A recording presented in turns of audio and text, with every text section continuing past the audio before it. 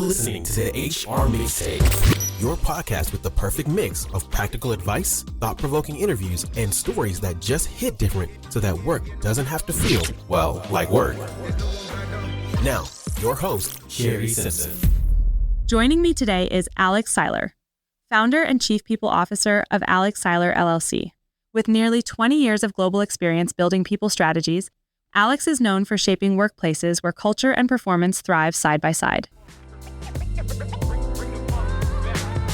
Alex, thank you so much for jumping on the podcast with me today. Thanks for having me, Shari. I really appreciate it. So you have described yourself as a cultural jigsaw puzzle. Tell me a little bit about that and how that shaped your leadership philosophy. I think it's actually a term I've started using more recently because I think it was reflective of who I am, really. You know, I'm half British, I'm half Swiss. I was born and raised in Hong Kong, and I've been in the US for 21 years. So I'm a little bit of a hodgepodge of everything. So I think as far as culture goes, I think, you know, living between these different cultures, I call myself a third culture kid. It teaches you that there's no single right way to see the world. So I think fundamentally it shaped my leadership by replacing certainty with curiosity. So I look at everything through a curious lens. And then instead of like thinking everything comes from a playbook, I always ask the questions, what am I not seeing? Whose perspective am I missing, right? And I think that's where the puzzle comes into play, because it's kind of like, you know, I'm constantly adding new pieces to it and trying to figure out how those pieces come together. And so I think it has made me very comfortable with ambiguity and also skilled at translating between different worldviews, which I think, you know, is key when you're building an inclusive organization. That are universal. What a unique background to have, and talk about, you know, bringing your different lenses to the table as you've gone through those different experiences, worked across different industries. What are maybe some of the truths that you have found about people and culture that are universal? Yeah, I think, you know, and I think it's, I'm sure, as you know, like the further you go along in your career, your thinking also changes and evolves, right? And I think one of the things that like I have really come to realize is that people don't resist change, they resist loss is one thing I've really learned. And so I think if you, regardless of sort of industry, geography, demographic, I think this all holds true. So I think when transformation fails, it usually is because leaders focused on the destination, like, you know, where you're headed, without honoring what people are actually leaving behind. So, you know, whether it's a startup, whether it's a longstanding sort of manufacturer, culture, I think requires those morning, I know it sounds strange to say these two things, get morning rituals, not just vision statements. Like, what are we losing as well as what are we now moving towards? So I think it gives psychological safety. It's not just built through policies, but also through patterns. So I think that employees kind of learn when they're truly safe, not from what you say in all hands meetings, but when you actually make mistakes or challenge an idea as well. I couldn't agree more. I just got back from speaking at the Wisconsin State SHRM conference, and I talked about, well, basically like emotional intelligence and why we need to talk about emotions at work and how that affects leadership. And I centered it around the movie Inside Out. If you've ever seen that movie, it's a kid's movie. It's a cartoon. Yeah. And I talked about each one of those emotions actually has a place in the workplace. And I kind of honed in on that sadness one for a little bit, because I talked about my own experience having, you know, been in a company a long time. I've been where I'm at almost 9 years, and I've had several leadership changes, both, you know, my own supervisor, but also leadership of, you know, the org that I sat in. And some of those changes, I really felt like I was grieving for what we had compared to what was going to be. And it's not that the what was going to be or the new thing was bad, right? I think that's kind of like a false statement that having a new leader is you're going to have a bad leader, a bad experience. It's just different. You're right. And so how do you work with leadership to understand creating that new sense of belonging in that group as you're experiencing change, to really hone in on that particular emotion and give space for the sadness and the grief and potentially anger and all those other things? I think, and it's such a good point, like I think I've learned over time, like grief and loss can happen in so many different avenues, right? And to your point, both personally and professionally. And I think part of it is just acknowledging and being able to talk about it, not pretending it didn't happen. And I think sometimes people feel like they need to have an answer to things like that, but sometimes people just want to be heard, right? And I think that fits into belonging in a big way as well. I also think that in some cultures, I think belonging means harmony and like fitting in seamlessly, but also in others, it means being valued precisely for what makes you different, right? So I think I think HR leaders can fail when they export one definition everywhere because it doesn't work everywhere, right? Every culture at every company is different. It's nuanced, and you need to fully understand the people in the business to really figure out what belonging looks like there. I think for me, it's always been about creating the conditions where different belonging styles can come together and contribute, right? And that doesn't mean whether you're an extrovert or somebody that is a quiet contributor, right? So I think it really becomes real when people don't have to choose between authenticity and professional success. And I think that's become very evident for me as I've got older. I want to be able to speak my mind, but also be successful at the same time. And I think you can do both. And I think sometimes we've been so focused on having this polished view on everything. And sometimes, just like life, it's very messy. I think it comes from that curiosity piece that you mentioned earlier in a really natural way that you can be curious and ask questions and not seem contrarian or rude or whatever. You're really trying to seek to understand. I'm thinking about some of our younger career professionals that are listening to this. They might be hearing, okay, great. Now I have to understand how to investigate belonging inside of my organization. And what if I have, a multicultural global environment? Where do they begin to dive into that, to really understand it? And it's not an engagement survey. So, right, it's more complex than that. I think starting off by just being curious is so important. You can't mandate curiosity there, right? Either. Like, that's not something you can say, please ensure you're curious. I mean, I know some people have it in value statements, but I think that HR can nurture curiosity by designing systems that reward questions, not just answers. So I think that's a big starting point. So what do I mean by that? I think, celebrating, I know this is going to sound weird, but celebrating productive failure in performance reviews, or creating lateral mobility pathways that allow for, breadth and linear progression versus upward mobility, because everyone, when they hear growth, they think, oh, that must come with a bonus and a promotion, right? And growth that looks different to different people. And protecting time for exploration that has no immediate ROI. I think you and I know, like, everything we look at these days, it's like, what is the ROI? What will I get from that? And sometimes things just take time, right, to see the outputs of them. I mean, the other example I use is when people constantly do restructurings. Like, how do you know if the last restructuring actually worked? Because you've done another one in a matter of months, right? So it's giving things enough time to see if they actually are working, if the change is actually working. And then I also think modeling curiosity from the leadership level so that trickles down. So one of my biggest, one of the things the kind of CEOs in particular that I love to work with are the ones that say, I know what I know and I don't know what I don't know, and let's figuring it out together. And to me, that just immediately says we can be organizationally curious together.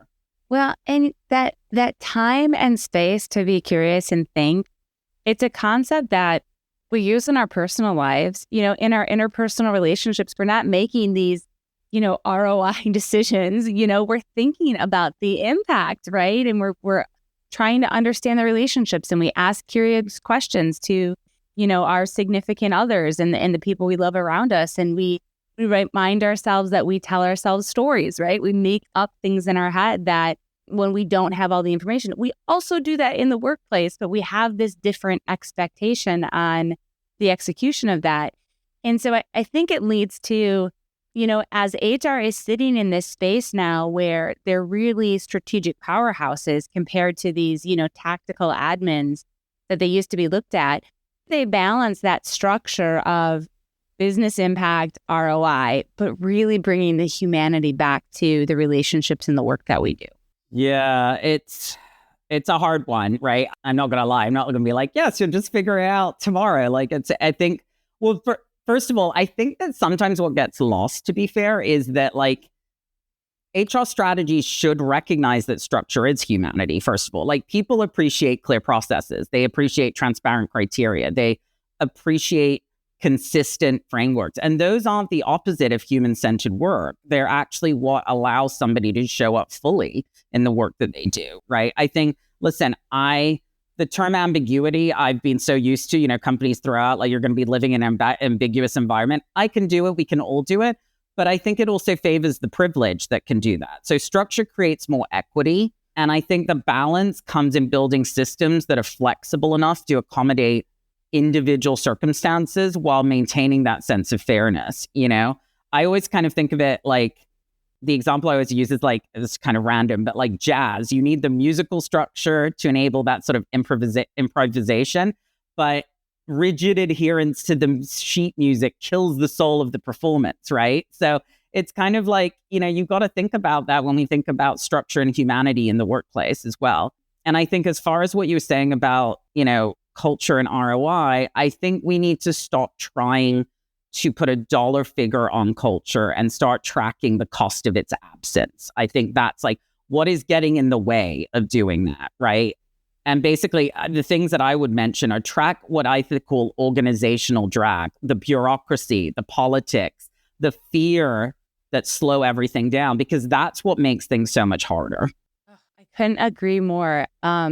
And what a great analogy that you got me all. I couldn't agree more, because that organizational drag, measuring that's such a good way to look at it, because it really does refocus on the things that prevent us from being the most successful, living our best lives in our workplaces, being able to give as much as we can give in a way that's safe and healthy and, doesn't lead to burnout. And so much of our time is spent on some of that drag. I think of all the peers I have talked to over the years who talk about this concept around, I'm in meetings all day, back to back to back to back. When am I actually supposed to get my work done?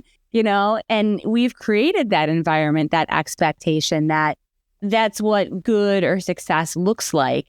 And so I think that's such a good point of that analogy around jazz and around thinking about, you need the mechanics, but you can't lose the excitement and the originality that everybody brings to the table to create this beautiful music.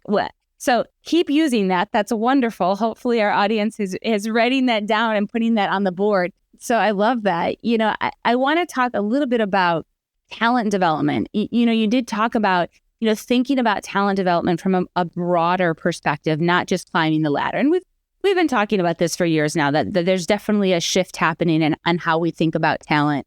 How have you helped coach people to approach that different mentality when it comes to talent development, especially when the paths aren't as linear as they used to be, and that can get complicated for an HR business leader to help articulate that and design it inside their organizations? Yeah, absolutely. It's such a great question as well. I think the way that I look at it and I coach people is that we need to stop developing people for jobs and start developing capabilities, not careers. I mean, AI is a great example of that, right? We're going to constantly come up against new things in the workforce, in the workplace, that we have not come across, that our career has not prepared us for. So having that learning agility and that ability to pick up new things and have that literacy and capability are going to be so important. So I think it's about building what I call a personal skill portfolio that employees curate based on what energizes them and what the world needs, not what the org chart prescribes, right? And I think that's a very different sort of approach.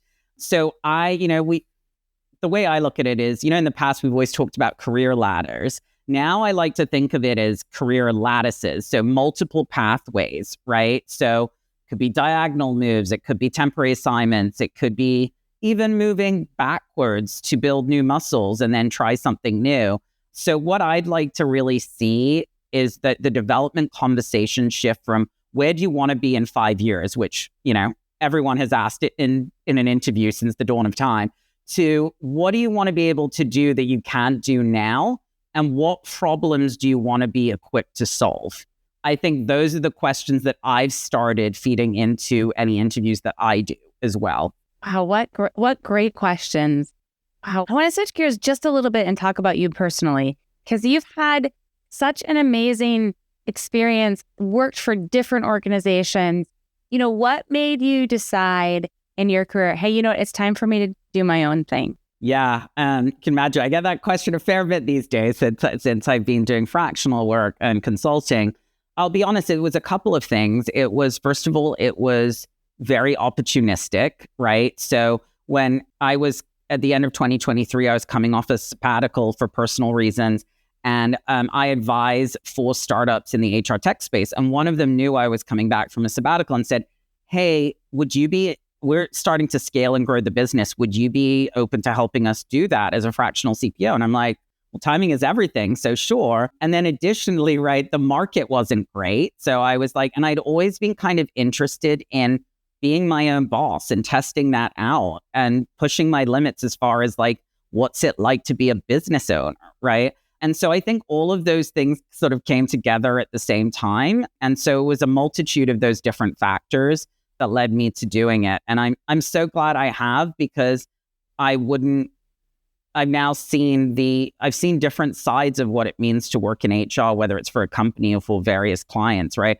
And the other thing I said, it doesn't need to be forever. I think some people think it has to be one or the other, but I can say, I've definitely said it could be for a reason or a season, depending on how you look at it as well. I love that. With this space that you're in now, if you could give advice to those that are in HR about kind of redesigning or blowing up or trying something new from a traditional HR process perspective, what's the one thing that you would say, hey, you know what, stop doing that this way, go forward and really change and do it this way, because this is what I've seen that's been more successful?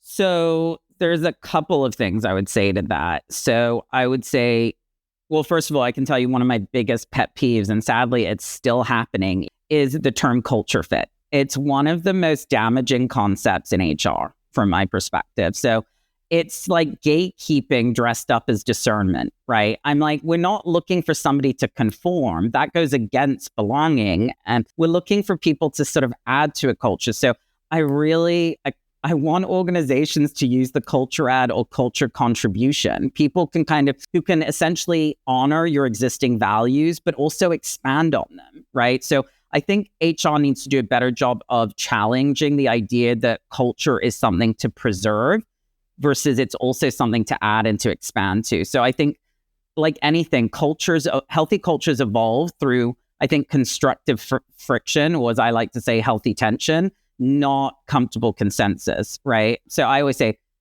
my big question is, instead of saying, do they fit? The question really is, what do they help us become, right? So, and I think it's kind of shifting that narrative. Alex, you're giving us some really great bombs here on this episode. So. I feel like you're bringing out the best in me today, Shari. So I appreciate Good. you. Hopefully people are taking notes. How do you personally stay so grounded and creative in this type of a field? I've joked about this before, is when you talk to, baby HR people, they're like, oh, I'm getting into it because I want to help people and I love them. And, those of us that are veterans in the field, while that is true, we still like to help people. There is a certain nostalgia and a little bit of the curtain that's been wiped away, and we realize the complexity of people, and it's really hard. So how do you stay so creative? It's a great question. I think, first of all, I still allow myself to be surprised. That's the one thing I would also say, first and foremost, right? I also think, to your point, I always say, people that are starting out in HR do say, right, like, I want to be a people person. And I'm like, sometimes people don't really like HR. So how are you going to approach those people, right? So I don't want to kill that naivete. But yeah, there is something to be said about the growth that comes with doing this for a much longer period of time. But I think for me, what I've also learned is that creative work requires white space, not hustle culture. I'm really tired of hustle culture. I think I was part of hustle culture for so long and enabled it. So for me, staying grounded means protecting time for non-productive activities, right? So reading things outside of your field, conversations with no agenda, right? Physical movement. I'm a big walking in the countryside. So for personality, but even boredom, right? Like just being really comfortable with quietness and boredom. So I think the best ideas don't come from grinding harder. They actually emerge in the space between thoughts and mindfulness as well. So I think practically speaking, some of the things I do is like strict boundaries on meeting schedules. Thinking walks are big things for me to, as protected calendar time, and diverse inputs. Like I like to follow and read and follow different things to open up my perspectives and not make assumptions. One of my longest standing comments has been, don't make assumptions, always ask the question. I love that. And it has totally teed me up for my last question for you. And I think I'm asking it this way on purpose because I think we don't ask this question enough. We ask a different one. Here's the question. What do you wish more executives would ask their HR leaders? That's a great one. I think that the question that I would say is, and it's kind of to your point, yeah, it's nice because it's spinning it on its head a little bit, is what are we optimizing for and who does that leave behind? And the reason I say that is I even did a post about this recently, is we've got to be honest with ourselves. HR is about trade-offs. You can't do everything, right? And you're not always going to make everybody happy. But you also need to keep in mind, if you are doing certain things, what you're not doing and how that impacts other people. And I think a lot of time executives aren't thinking about that. So it's really shining a light on that and thinking that if you do certain things, how will that potentially hold or disadvantage others?